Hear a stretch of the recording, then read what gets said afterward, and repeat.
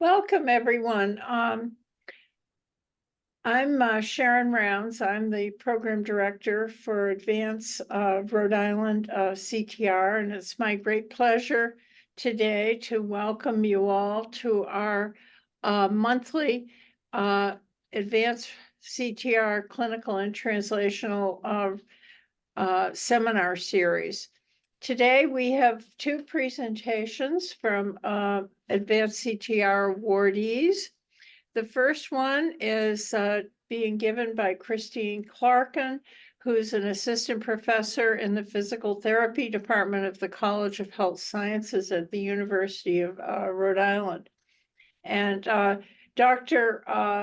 Clarkin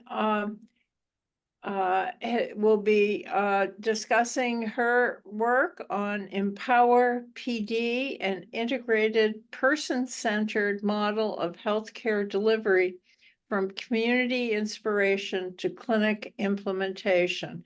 And we're very pleased to have you here with us today and look forward to your very interesting talk. Thank you. Take it away, Christine. All right. Well, I want to thank you and welcome everybody. I appreciate the opportunity to share some of my findings from the Empower PD project, which was funded through Advanced CTR, one of their pilot project. Hold on one sec. There we go. So I do want to start. I know we may all be coming from some different backgrounds, and so I just wanted to give a very brief overview of Parkinson's disease. So this is the patient of the population that I am studying. And so Parkinson's disease is a movement disorder. And so typically it's diagnosed clinically, and there are some testing that can help substantiate, but it is a clinical diagnosis. And the primary cardinal movement sign is actually slowness of movement. So everybody with Parkinson's has to have some level of bradykinesia. And then typically there's one other symptoms in addition to that. It can be tremor, it can be rigidity, or loss of postural control. But the overarching concept is that individuals that are living with Parkinson's lose the automaticity of movement. So they have to direct a little bit more attention in order to complete a particular activity. The other thing that's really interesting to be aware of is the fact that there's a long list of common non-motor signs.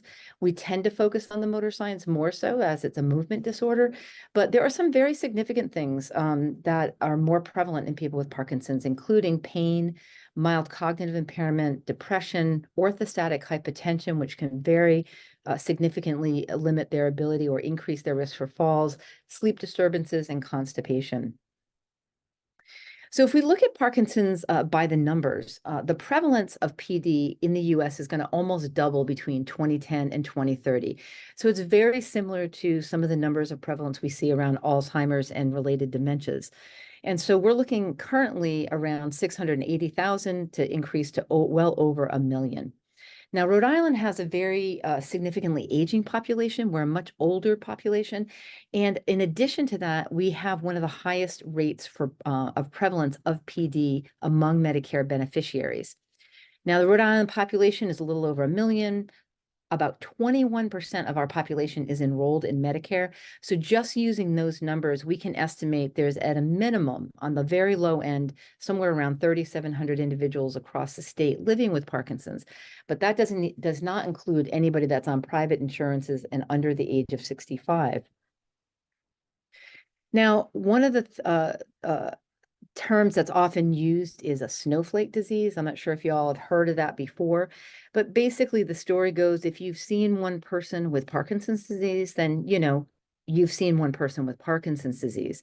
There is a significant amount of heterogeneity of both motor and non-motor symptoms across people that are living with Parkinson's. And what it really highlights is this need for us as clinicians to really provide a highly personalized care approach. So the bottom line is the lived experience of someone living with Parkinson's is very complex. So we have this high level of variability. There's a lot of non-linearity in the disease progression, which means that one person can maybe have a rapid decline in their symptoms and advancement. Somebody else, it could take 20 years before we see steady progression.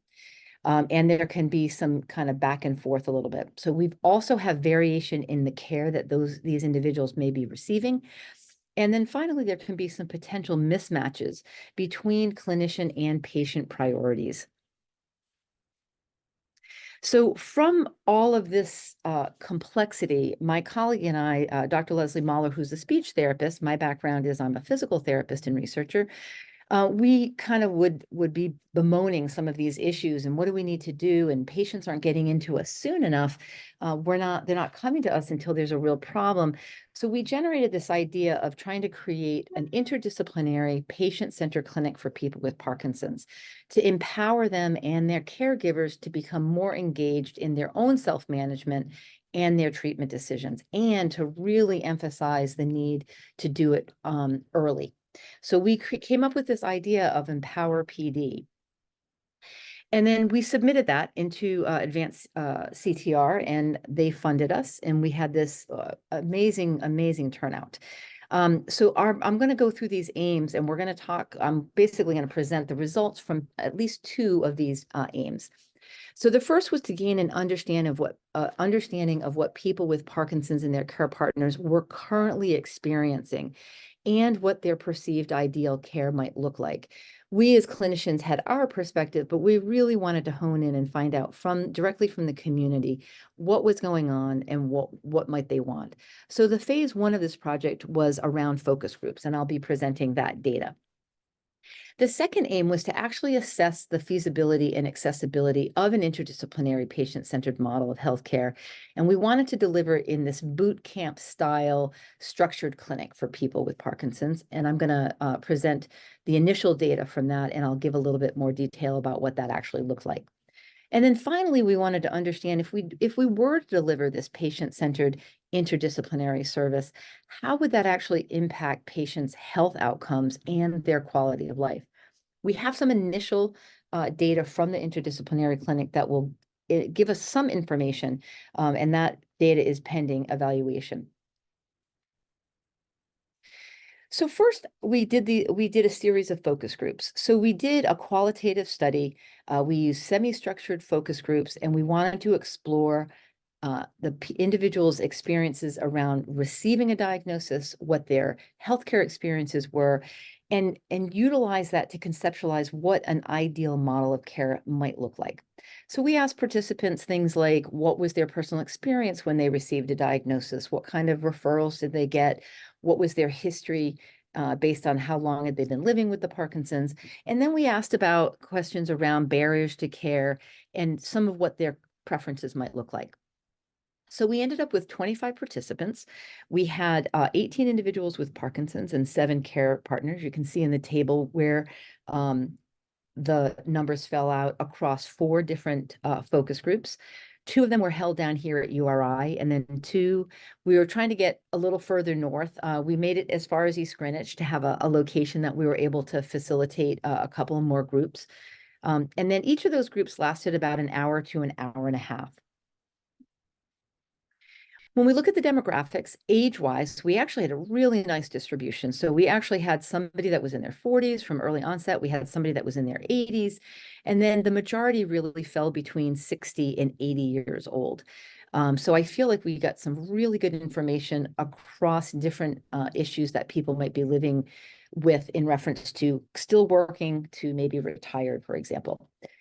The other important demographic when you're working within this population is understanding how long they have been living with the disease. So how many years since diagnosis? So again, within the focus groups, we had a really nice distribution where we had 4 individuals that had been diagnosed less than 2 years, 7 within that 3 to 9 range, and then we had at least 5 people that had been diagnosed for 10 or more. So same thing, I feel like we got a really nice distribution about what their experiences were with living with Parkinson's over time. So we took all of those transcripts from the focus groups, and we did a thematic analysis and came up with this concept of a model of care delivery for individuals with Parkinson's. And the themes that really washed out, I'm going to talk briefly about each one of these, is a model of care that was, 1, patient-centered, coordinated, provided access to both education and information, was built on the benefits of community and understood the importance of community, and was navigable. So if I just briefly break this out, and I have a few quotes here that I'll also share. It was a very, very rich data set in terms of what individuals shared with us. So this first concept of patient-centered, so living with Parkinson's is challenging. That was across the board. Patient-centered care is hard to come by, and they offered a lot of recommendations about how the person could actually be centered in their care. For example, being confronted with Parkinson's, it's just entering another world. You just don't know what's coming at you. So the experience of being diagnosed was pretty much traumatic, I would say, across almost all individuals sharing what their story was. It was difficult. It's difficult to live with someone who has Parkinson's just as much as it's difficult for a person to have Parkinson's.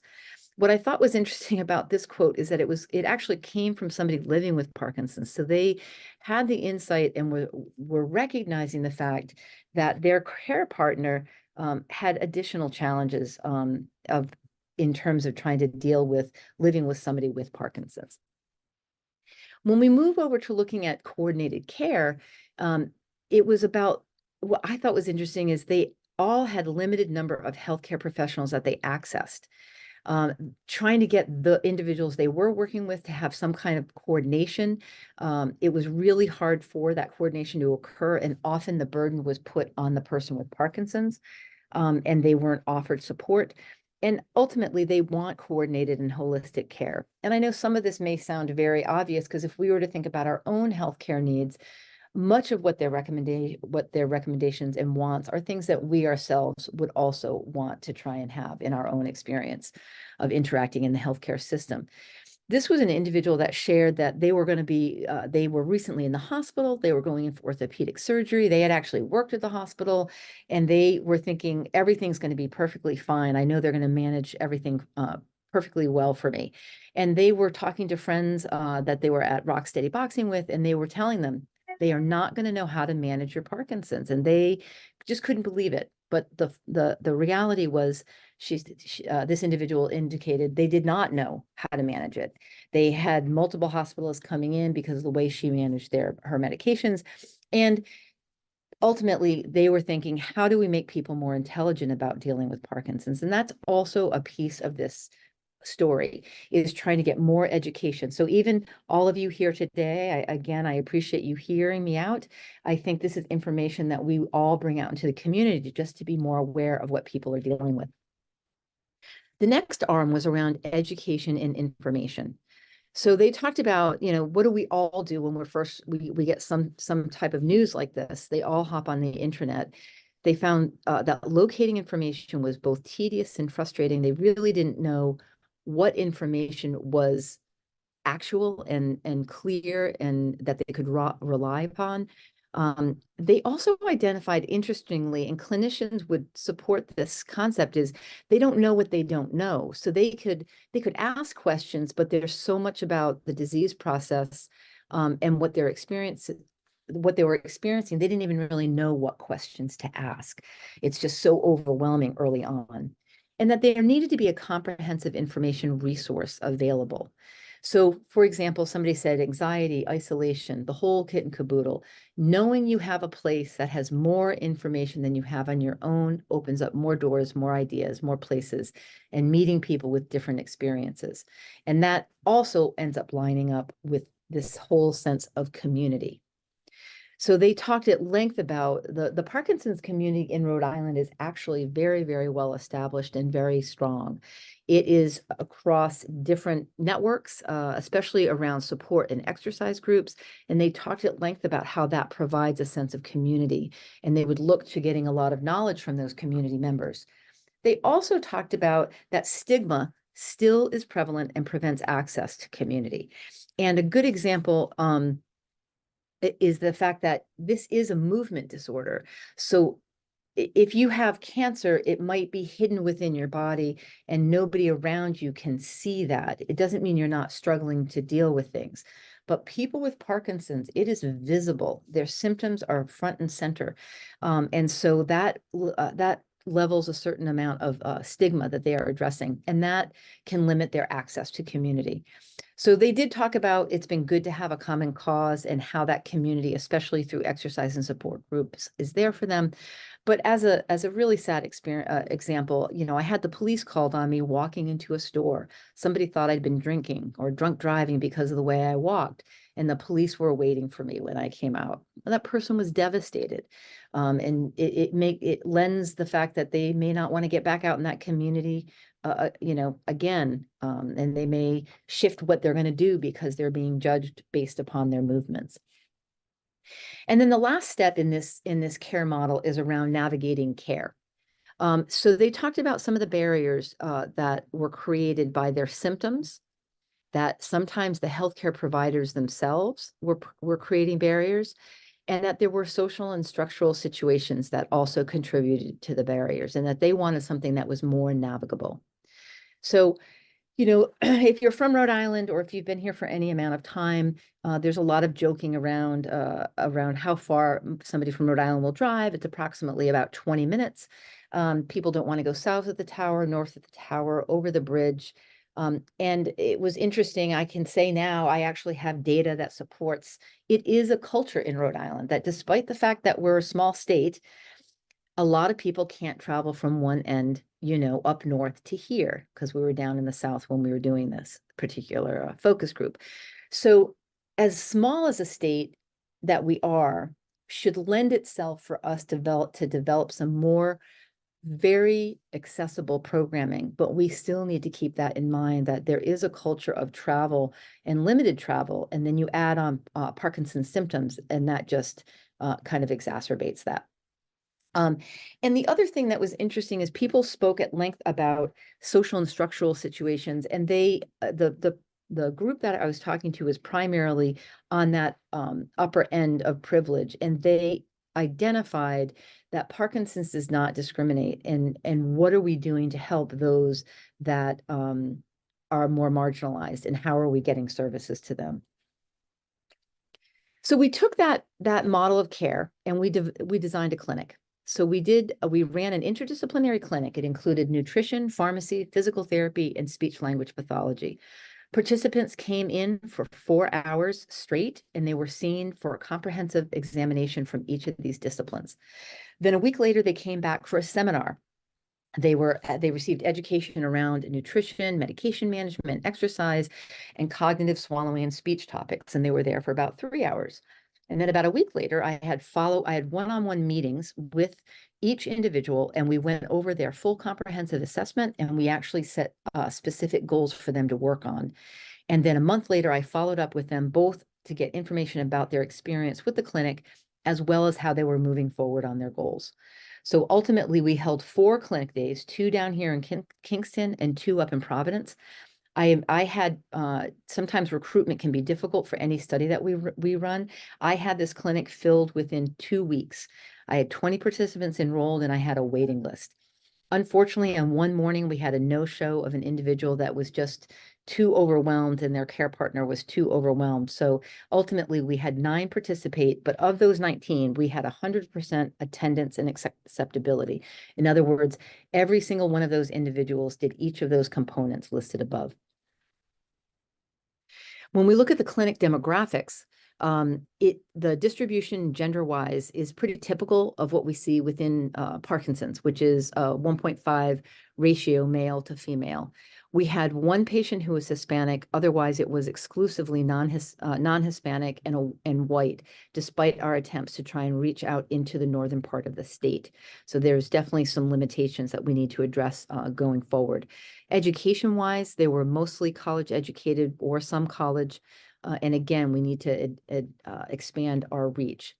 Age-wise, we had a fantastic distribution. We had individuals across the age span from their mid-50s all the way into their 80s.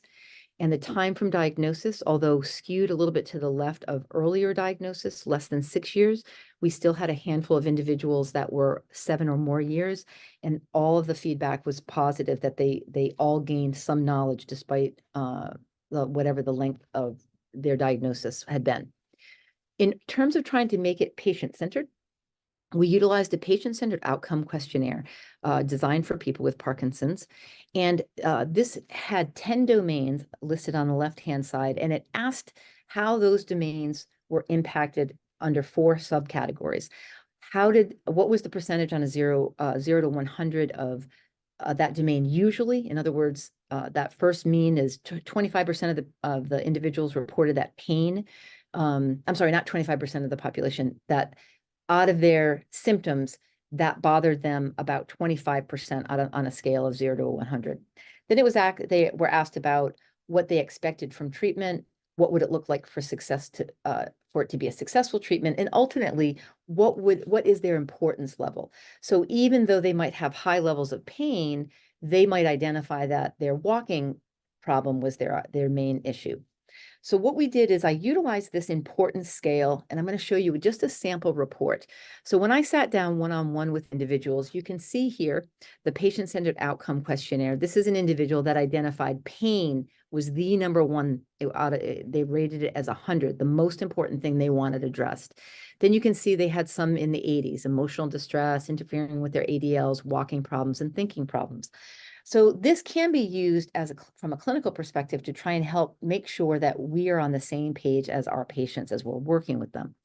Now, below that, this was the summary recommendation that was delivered from each of the disciplines. So in this case, the pharmacist identified a potential drug and food interaction and recommended that the individual discuss timing of their RI-CTR-N, the medication they were taking, with their movement specialist.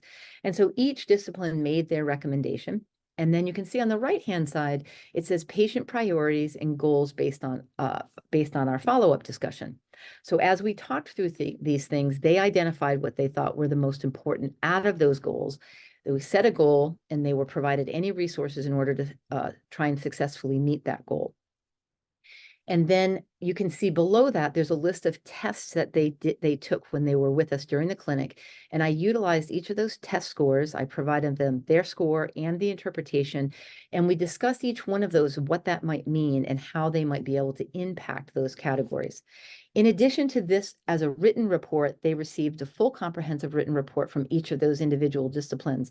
And about 2/3 of the participants requested that we send those reports to their physicians. So we got signed release in order to do that.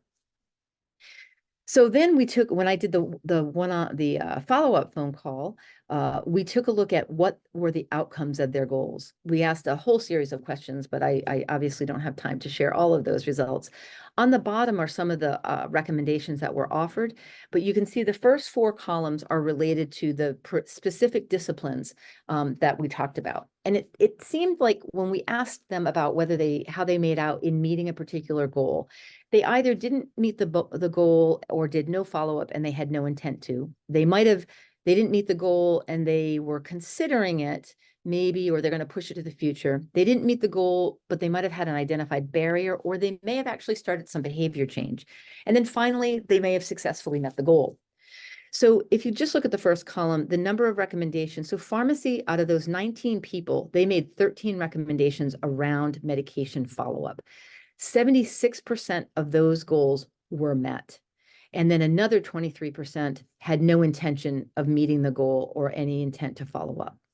If we look at speech, 15 recommendations for some type of speech therapy follow-up was recommended. 40% actually made appointments and had either had an appointment or started therapy. Another 26% was in the process of trying to potentially set that up. Another 30% was pushing it to the future, but was still considering it. Physical therapy, about the same.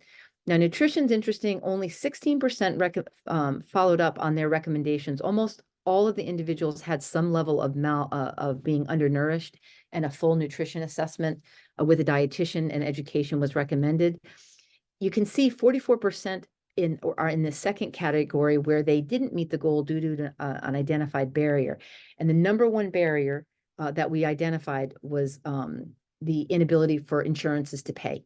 So if you have Parkinson's, they will not pay for a nutrition assessment. If you have cardiac disease, they will. And if you have diabetes, but not if you have Parkinson's. And yet nutrition is a key component in how it interacts with medication. And people with Parkinson's tend to be undernourished because they have an increased calorie requirement. So to kind of close up, there are some definite barriers we need to continue to work on. So typically poor, inaccurate, or incomplete communication between health providers and people with Parkinson's exists, and we need to continue to improve it. There's a need for accessible, comprehensive, and reliable information sources and early on. Care partners are often left out of treatment planning and implementation. We need to include them. There is some geography and limited ability and willingness to travel. There are some financial limitations, and most referrals to across the disciplines tend to be more reactive instead of proactive, and often at the request of the participant. So when I would work with, I did home care for the last 20 years, I would ask somebody with Parkinson's if they had ever seen a PT before. The answer was often no. And they were usually at least somewhere in the 7 or 8 years since their diagnosis. So there is too long a delay before we start to get access to individuals. So the next step for us is for an R21 application. Our goal is to try and establish a permanent interdisciplinary clinic for people with Parkinson's, support early referral and assessment, try and support longitudinal data collection and monitoring of patient outcomes, serve as a reliable resource for education and build a sense of community, and also to serve as an interprofessional educational opportunity for clinicians and student clinicians. Both pharmacy and speech therapy had students that were present at the clinic, and it was a great experience for them. And then ultimately, I think this quote from this individual with Parkinson's says it best. At the end of the day, that's all that matters to me is a better quality of life. And I think we really have the ability to impact that. So I just want to let you know, down here at URI, I run the Neuro Collaborative Lab, and these are a couple of other studies that I'm running, and we also do a student-led, community-based Parkinson's exercise group every Friday, actually every Wednesday and Friday now, because our group has grown so much, which is a wonderful experience for both the participants and the students to learn about Parkinson's and offer something free back to the community. And if you know anybody that has Parkinson's and is interested in participating in research, we have lots of opportunities. And as everybody knows, it takes a village to find solutions and to get research done. So I just want to say thank you to all my funding sources and all of the students and mentors over my past years here. And I want to say, here's my references, and that's it. I want to say thank you for your time. Fantastic. Thank you so much. That was really terrific. Let's see, I'd like to ask a couple of questions. This is a very complex care paradigm, it seems to me, and certainly I could think of at least 3 additional disciplines who might be involved with a clinic such as the one you described. Certainly the medical disciplines of neurology, also psychiatry, and social workers. And I just, how many disciplines are too many? So, yeah, so that's a really good question. So we started with these 4 disciplines for 2 reasons. These are all colleagues that I work with here at URI, and they all do Parkinson's research, and they have expertise in Parkinson's. So that's a good start. In asking the participants, the other disciplines that they actually identified that they would like present were social work and or psychology on some level, both from a case management standpoint and from a mental health standpoint. Occupational therapy was the other one that was identified. And not that we want to exclude the medicine component. The challenge within having a single physician involved in the clinic is that often the participants are being followed by someone else. So sometimes there can be some concern about how those recommendations are made and then followed up with or communicated to. But we are certainly open. Dr. Friedman is one of the movement specialists that we work with extensively, and he is at both Brown and part of Lifespan as well. Yeah. But there is a certain point from an entry standpoint early on compared to then having more of a menu where you might be able to pick which disciplines that you might want to follow up with. And one quick question from the chat: are there any ongoing clinical trials in Parkinson's disease that at the University of Rhode Island or at other advanced CTR partners? Yes, so we have at least 5 different Parkinson's-based studies that are going on between the College of Engineering, the Department of Physical Therapy, and the Kinesiology Department, and CMD, our Speech and Language Pathology Department. So we have, so if anybody's interested, they can contact me at chrisclarkin@uri.edu, and I'm happy to share flyers or any other information. And if you just have a patient with Parkinson's that wants information, you can give them that contact information. I talk to community members frequently. So Great. thank you. Thank you so much, Chris. And we're going to move on to our next speaker. Dr. Gisela Jimenez-Colon is in the Department of Psychiatry and Human Behavior at Brown, and she's also a clinical psychologist with the Lifespan Physicians Group. And she's going to be talking to us about her research funded by Advanced CTR on transgenerational trauma in Latinx families, impact on parenting, child suicidality, and access to mental health services. Thank you so much, Gisela. Thank you. Thank you for that introduction. So thank you everyone for being here today and being interested in this important topic. So we'll be presenting transgenerational trauma in Latinx families, impact on parenting, child suicidality, and access to mental health services. This is also a pilot grant funded by Advanced CTR. So I do not have any conflict of interest to disclose. So to begin, I wanted to give a little bit of background. In Rhode Island, the Latinx Hispanic communities constitute 17% of the total population. And as you can see in the graph, increasing in the last 10 years. Based on the census, are you seeing like Hispanic population continue growing, not only in the state of Rhode Island, but also in the US. The cities with the largest Latinx Hispanic population is Providence, Central Falls, and Pawtucket. And as Latinx Hispanic community continue growing in the state, I believe it's important to continue finding ways to serve our communities in the best way as possible.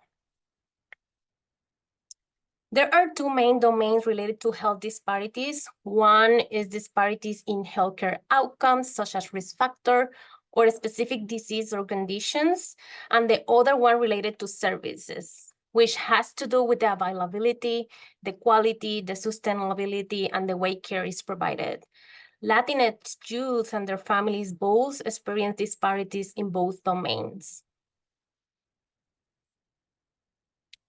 To be more specific around barriers to treatment in Latinx adults, they are less likely to receive formal mental health services, specifically if they are immigrants and less acculturated. They have disparity gaps related to access, medical insurance, quality of mental health services, providers that speak their own language, among others. So families confronted barriers accessing services due to multiple reasons. And I want to mention a couple of them here. For example, language barriers when caregivers are not fluent in English, mostly for first and second generations families. Lack of medical insurance. Most Latinx Hispanic caregivers have access to treatment through their child. However, they rarely receive treatment for their own symptoms. It's a lot of stigma around mental health in the Latinx community. They see mental health as being weakness or something wrong with them, or this is for crazy people. So it's a lot of things that we need to do out there to break that stigma. Having multiple jobs or hectic work schedule, many caregivers sometimes have 2 jobs, so they're not have the time to access that care that they need or to be able to go to the appointments. And low health literacy as well. That can be a really huge barrier if they have fears, they don't know, they don't understand the paperwork that they need to fill out, or they're not understanding the services or why mental health is important. So I wanted to mention some points about Latin and Hispanic adults with trauma. So individuals with minoritized groups are less likely to seek treatment for PTSD than individuals who are white. Latinx Hispanic adults are higher risk than non-Hispanic white adults for developing PTSD after exposure to a traumatic event. So Hispanic caregivers may not only be harder to engage in treatment, but also to treat due to their clinical presentation and their own background. And part of that complexity is that their presentation include that Latinx Hispanics immigrants in the US are exposed to unique type of traumatic experience, such as immigrational trauma, political violence, gun violence, family separation, natural disaster, and many others. And sometimes we see this, that they have multiple trauma as well, which make this complicated. Then what is transgenerational trauma? Transgenerational trauma is defined as how traumatic experience in one generation impact the health and the well-being of individual in the subsequent generation. As I keep working with teenagers more, I found that caregivers or other adults in their house had trauma that they never have processed or looked for services for. Thus, to start understanding and work with transgenerational trauma, it is very important to assess parents' trauma and their history of trauma in their families. By assessing parental trauma, providers can assess the best way to provide support to ensure better outcomes to the family and the youth as well. Parenting is a demanding task by itself. Imagine the impact when caregivers are experiencing the effects of their own trauma history at the same time. This may contribute to additional challenges. For example, caregivers' trauma has been associated with different aspects of parenting, such as higher level of parental distress, lower quality of parent-child interactions, overprotection and controlling behaviors, emotional dysregulation, and many others. Then is the questions, how may caregivers' trauma impact their children's? The intergenerational transmission of traumatization framework postulates that PTSD in parents is associated with poor outcomes in their children's, including the impact on internalizing and externalizing behaviors. And the impaired caregiver's behavior can explain the diminished quality of the parent-child relationship. The children may witness the trauma, or they have lived the same trauma as their parent, like domestic violence, community violence. Observe a strong emotional reaction from their caregivers, like anger, fear, sadness. And this can lead to learning avoidance behaviors or withdrawal behaviors. As I was doing my internship in California in the trauma track, I see a lot of kids with trauma, but also I was seeing how caregivers also were modeling some of these avoidance behavior to their kids, their own reactions. Also, learning about their parents' traumatic experience can be very stressful for the child and creating secondary trauma. They can learn if a parent is avoiding, like, let's say the supermarket, then the kids can learn, no, going to the supermarket, it's dangerous. So this is how this can be in some way impacting their kids as well. In regard to family stressor, trauma, and suicidality, suicidal behaviors in youth often happen in social and family contexts, such as violence, parental conflict. Studies have demonstrated that mothers with higher trauma symptoms show more authoritarian parenting, like less warm or more control. And this has been related to high depression in adolescents. And as we know, depression is highly correlated to suicidality.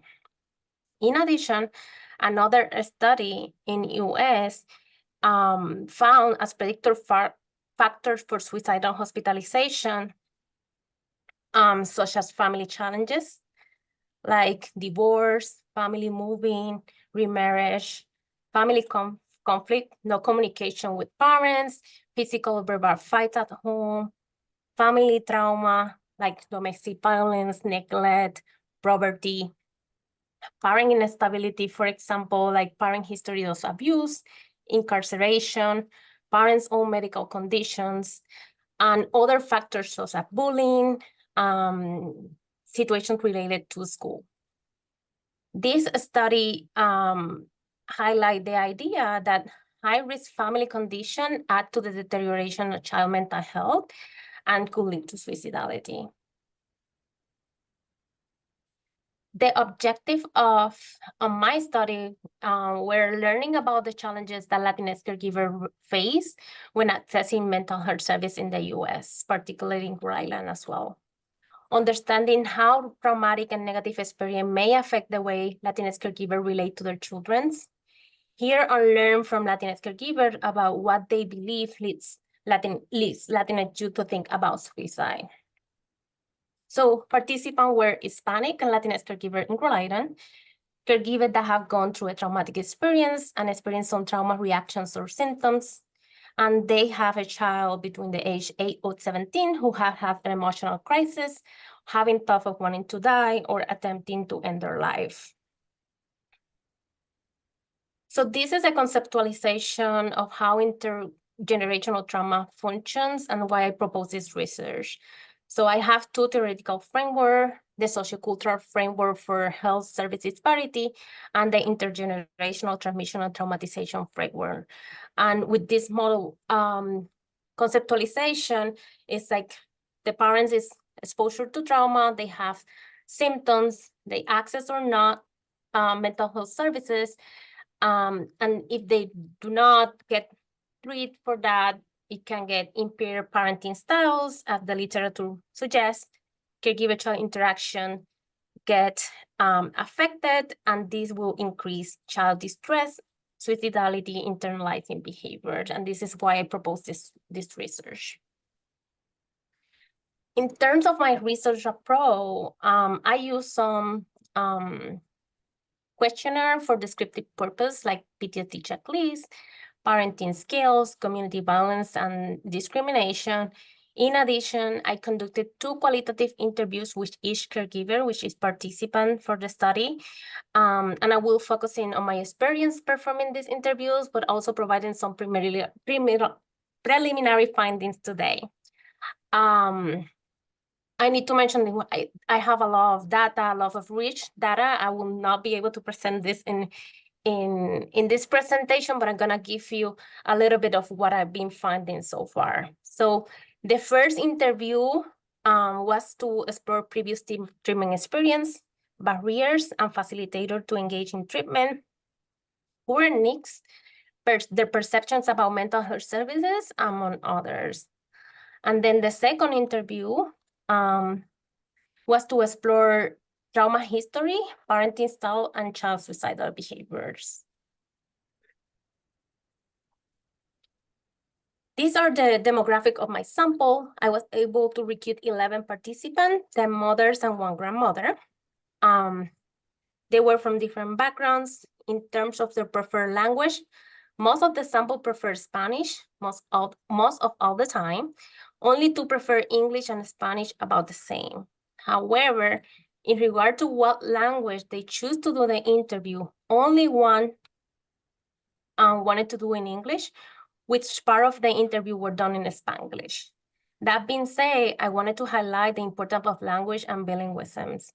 And it's important to take in consideration this because we have to explore what is the comfort of the participant, the person we are seeing, because they may understand and feel comfortable talking in English, but they may feel more comfortable talking about trauma, about things that have been harder for them in their own language. So that's why they may prefer English, but I always ask, what is the language that you prefer? Because this is important.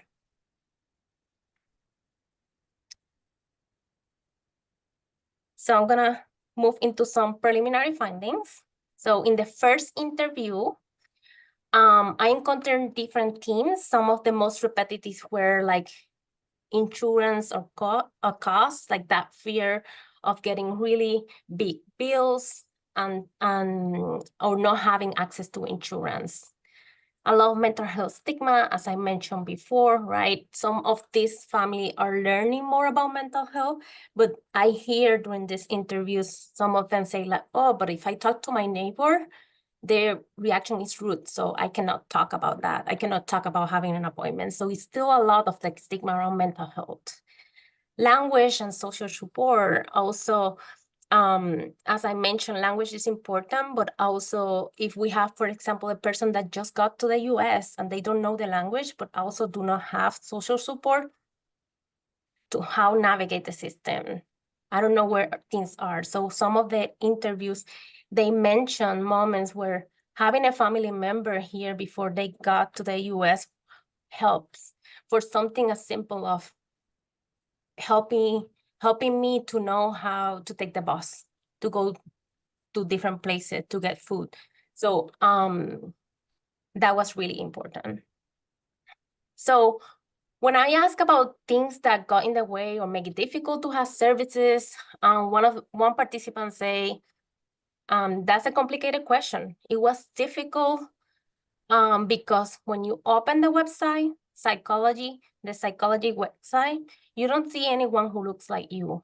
You don't see anyone whose last name is like yours. You understand the way the gringos live their life is very different than ours. And you know that comes with judgment. So picking out services is very difficult because the last thing you want is some gringo or gringa judging you. This is the way you need to build healthy boundaries with your parents, or this is the way. That doesn't work that way in my culture. That is considered disrespectful, and they don't understand that. So this participant was sharing their experience of like maybe going to multiple providers until they found the one that can understand their culture and they feel comfortable with. And as you see here, like I'm putting the original quote in Spanish and also the translation for the purpose of the presentation. So this is another participant mentions about challenging accessing health services in Rhode Island. So I say, if I go to the doctor, I'm going to get a very expensive bill. And how I'm going to pay for where if the only thing I earn a week is $400. And you know, I have 3 children. I don't depend on food stamps. I don't depend on any aid. So I have to buy food, and food is expensive. I have to buy them clothes, things they need. And right now with the insurance, that's not enough for them. Well, they send me a bill to the house. Well, I have to pay that money, and then something like to say, I can stop paying the rent to pay the bill. The rent is the first thing that has to be there, because if not, they kick you out of where you are. So again, we're seeing, understanding the reality of the Latinx caregivers in particular. Sometimes healthcare and mental health is not the priority for them. It's so basic needs that need to be covered first. And then moving to the second interview, so I explore like trauma history, parenting styles. So some of the things that have been encountered is like caregivers upbringing, impacting parenting, caregiver-child interactions, overprotections. Like, though I have been going through a lot, so the kids cannot have friends because you cannot trust anyone, or you cannot go with your friends to the mall, stuff like that. Because of their own experience and their own fears, and emotional disconnection as well. So a couple of quotes. This mother reflecting and sharing how her own trauma reactions and emotional distress impacted her kids. She say, "It is very hard when you are there and show your children's sadness. If you show them sadness, and they will be contagious or infected. That's what it's about. You can be happy all the time, but there are always problems. They don't always happen, but you always have to show them some positive thing too, so that in the future, they do not have to go through the same moments that you went through. Seeing them, because one already understand what is happening, I was very sad. and they got sad too. So this mom is reflecting of how her own reactions back then were like impacting their kids, and now seeing their kids going through a crisis, how she felt that they got contagious with her sadness as well. And then in terms of like trauma reactions, some participants share how sometimes doing activities for their children is difficult because of triggers, because something happening. For example, this particular participant, like watching movie with their kids was difficult. If a movie I know is about an abandoned child or things like that, I will not go in to see it. But sometimes she doesn't know where it's like a movie like that. So where? I'm gonna skip some part of the quote for purpose of time. Well, okay, they're crying too. Like if someone else is crying because of the movie, but I don't know why the two of them, referring to her daughters, always do like bullying me.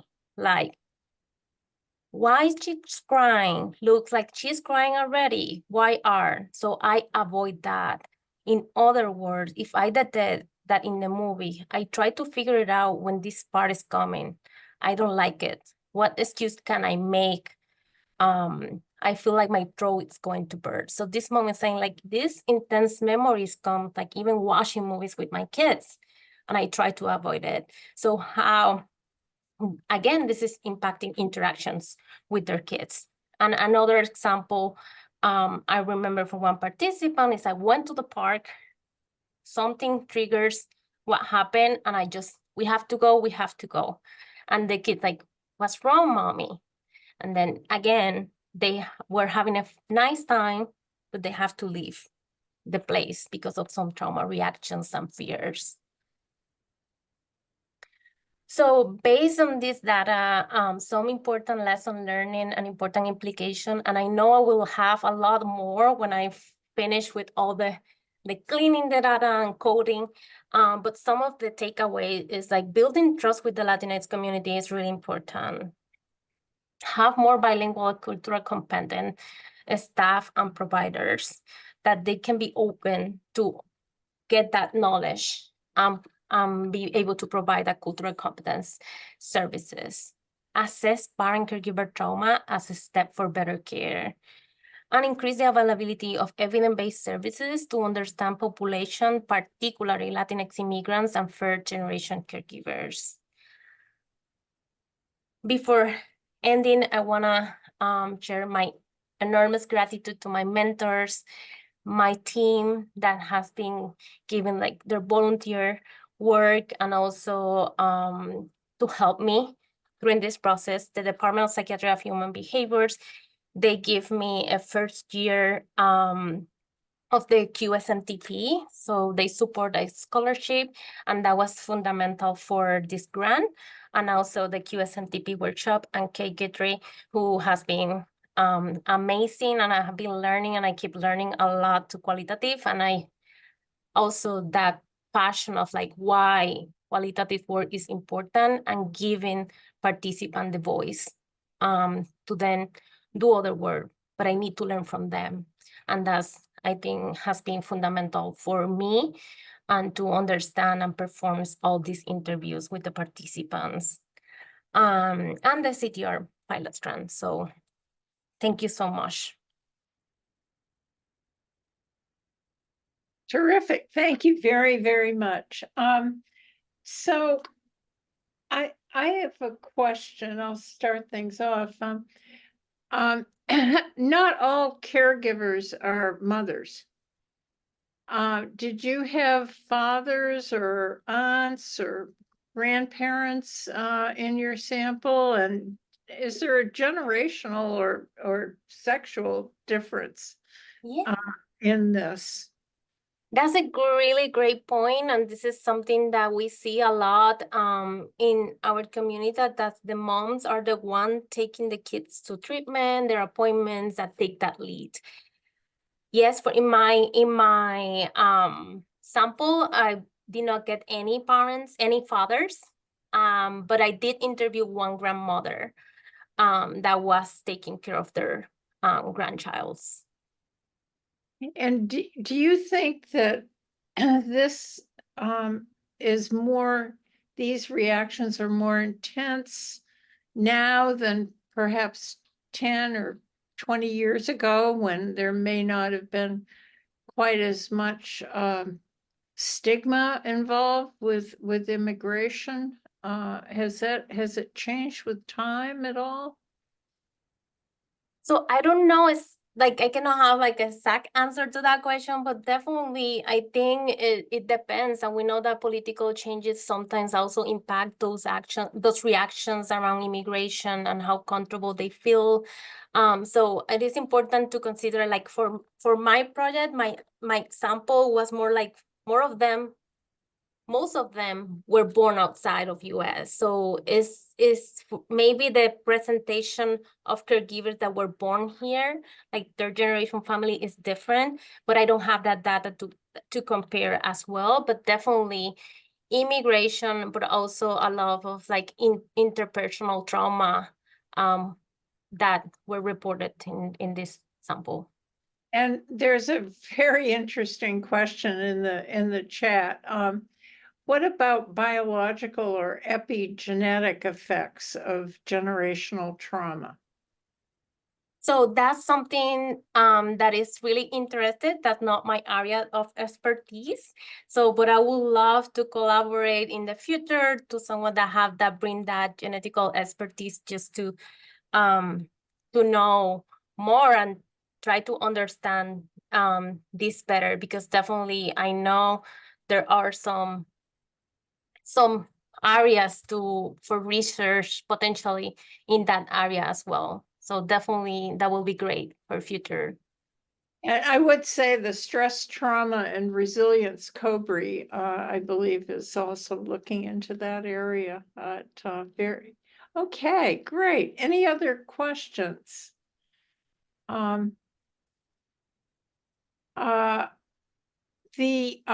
I do want to, I'll sort of wrap things up. Thanks everybody for being with us today. You will be receiving a survey on this month's seminar. Next month, we'll have Jim Rudolph, who is professor of medicine and health services policy and practice, discussing complexity, perplexity, and simplifying clinical aging research. And that will be on May 9th from 12 to 1 p.m. So hope to see everybody there then, and we'll wrap things up again with thanks to Gisela and to Christine for really terrific and very interesting presentations. So see you next month.